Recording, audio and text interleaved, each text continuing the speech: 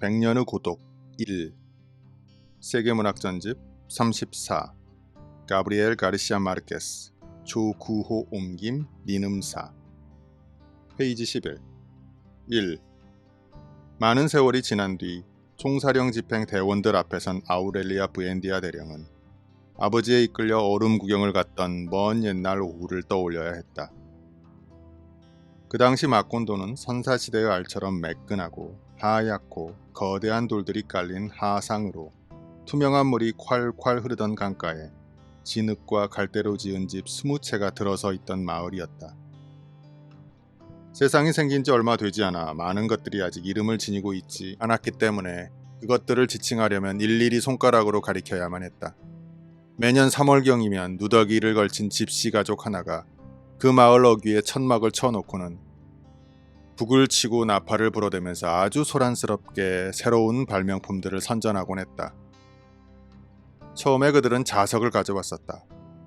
턱수룩한 턱수염에 참새 발처럼 생긴 손을 지닌 뚱뚱한 집시 하나가 자신의 이름을 멜키아데스라고 소개했는데 그는 자신이 지혜로운 마케도니아 연금술사들이 만든 8번째 기적이라고 이름 붙인 그 자석을 가지고 무시무시한 공개 시범을 보여주었다.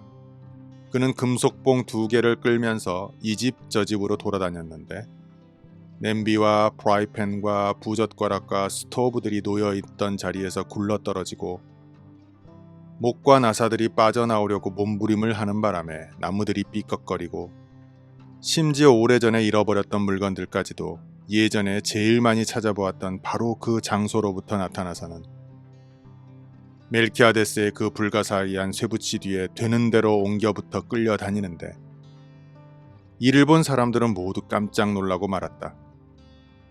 그 집시가 투박한 어조로 떠벌리곤 했다.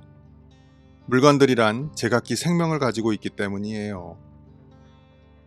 영혼을 깨우기만 하면 다 되는 겁니다. 그 집시가 투박한 어조로 떠벌리곤 했다.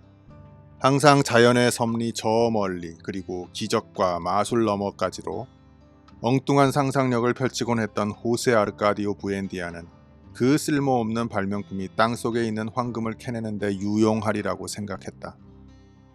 정직한 남자였던 멜키아데스가 그에게 미리 주의를 주었다. 그런 데는 소용이 없어요. 그러나 그 당시 호세 아르카디오 부엔디아는 집시들이란 정직하지 않은 사람들이라고 생각하고 있었기 때문에 당나귀 한 마리와 염소 한 쌍을 그 자석 쇠붙이 2개와 맞바꾸었다. 기울어진 가산을 불리기 위해 그 동물들에 의지하고 있던 아내 우르슬라 이구아란도 남편을 단념시키지 못했다. 우린 곧 집을 다덮고도 남을 만한 황금을 갖게 될 거요. 남편이 대꾸했다. 그는 자신의 생각이 옳다는 것을 증명하기 위해 여러 달 동안 갖은 애를 다 썼다. 그 쇠붙이 2개를 질질 끌고 큰 소리로 멜키아데스의 주문을 읊조리면서 강바닥까지 포함해 일대를 샅샅이 훑었다. 그가 발굴해냈던 것이라고는 녹이 잔뜩 쓸어 각 부분이 하나로 이어져 있는 것 같은 15세기 갑옷뿐이었는데 그 안에서는 돌이 가득 담긴 거대한 호리병에서 나는 것 같은 둔탁한 소리가 울렸다. 호세 아르카디오 부엔디아와 그의 탐험대의 남자 넷이 그 갑옷을 뜯었을 때 그 안에서 여자의 곱슬 머리카락에 매단 구리 로킷을 목에 건 석회처럼 변한 해골 하나가 들어있었다. 3월에 집시들이 돌아왔다.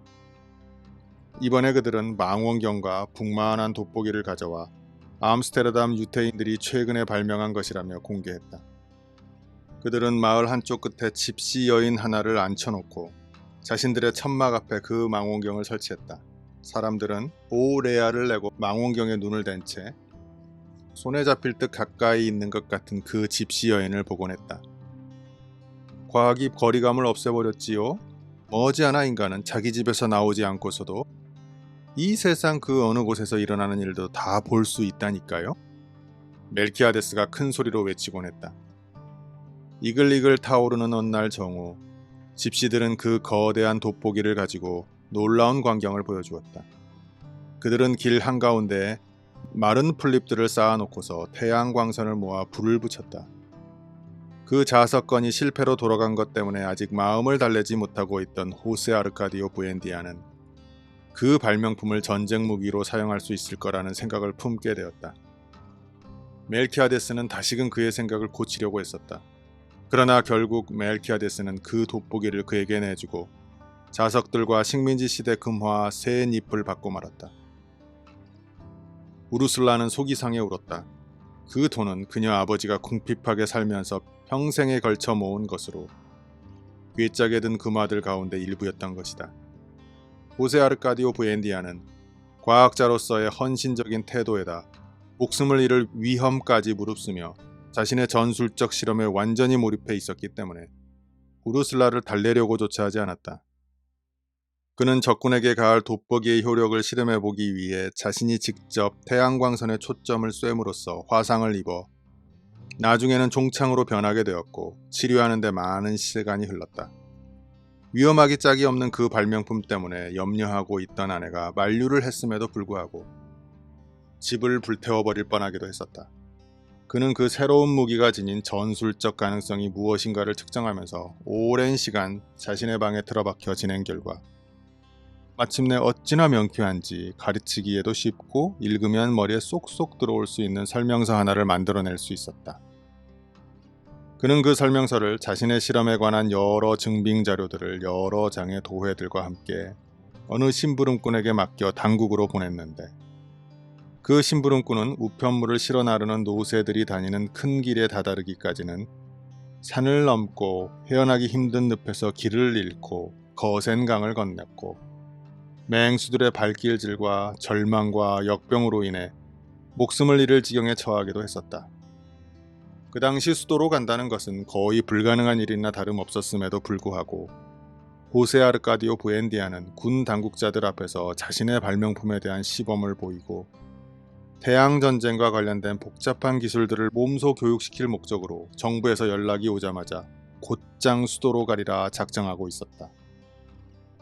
여러 해 동안 회신을 기다렸다. 결국 기다리다 지친 그가 멜키아데스 앞에서 자신의 제안이 수포로 돌아간 것에 대해 한탄을 하자 그 집신은 자신이 정직하다는 사실을 충분히 입증할 만한 증거를 보여주었다. 호세 아르카디오 부엔디아에게 돋보기 값으로 받은 금화들을 되돌려주고 덤으로 포르투갈 지도 몇 장과 갖가지 항해 도구들을 건네주었던 것이다. 또 천체 관측의 나침반 6분의 1을 사용할 때 참고할 수 있도록 헤르만 신구의 연구 결과에 대해 간단한 요약문 하나를 손수 써서 호세 아르카디오 부엔디아에게 건네주었다. 호세 아르카디오 부엔디아는 아무도 자신의 실험을 방해하지 못하도록 집 앞쪽에 만들어 놓은 골방에 틀어박혀 우기 몇 달을 보냈다. 집안일들을 완전히 내팽개친 채 정원에서 별의 운행을 지켜보면서 밤들을 지새웠으며 정확하게 정오를 측정하는 방법을 설정한답시고 거의 일사병에 걸릴 지경에 이르기도 했었다. 기구들을 사용하고 제어하는 데 전문가가 되었을 때 골방을 떠날 필요도 없이 미지의 바다들을 항해하고 사람이 살지 않는 땅들을 찾아가고 멋진 인간들과 접촉하는 걸 가능케 해줄 수 있는 공간에 대한 개념 하나를 갖게 되었다.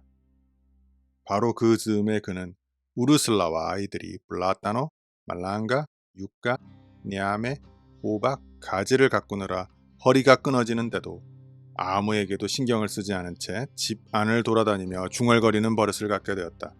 그런데 갑자기 그가 그 광적인 행위를 아무런 예고도 없이 중단하더니 뭔가에 홀린 듯 행동했다. 그는 자기 자신이 이해하고 있는 것을 신뢰하지 않은 채 일련의 놀라운 추론들을 낮은 목소리로 되풀이해 중얼거리면서 마치 귀신에 홀린 사람처럼 여러 날을 보냈다. 12월 어느 화요일 점심시간 마침내 그는 자신이 겪어왔던 고통의 모든 짐들을 단숨에 벗어버렸다. 아이들은 계속된 밤샘과 자신의 상상에 대한 증오 때문에 황폐해지고 열병으로 벌벌 떨던 아버지가 식탁에 앉아 보여준 그 당당하고 엄숙한 모습을 평생 기억해야만 했다. 그는 자신이 발견한 것을 식구들에게 밝혔다.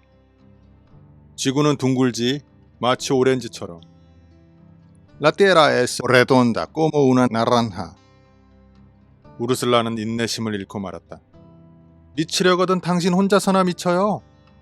하지만 당신이 가지고 있는 그 집시 같은 행동들을 애들에게 주입시키려고 하진 말아요. 그녀가 소리를 질러댔다. 호세 아르카디오 부엔디아는 아내의 필사적인 태도에도 불구하고 겁을 먹지 않고 담담하게 있었는데 그녀는 격분을 참지 못해 전체 관측이를 바닥에 내동댕이 쳐 부셔버렸다.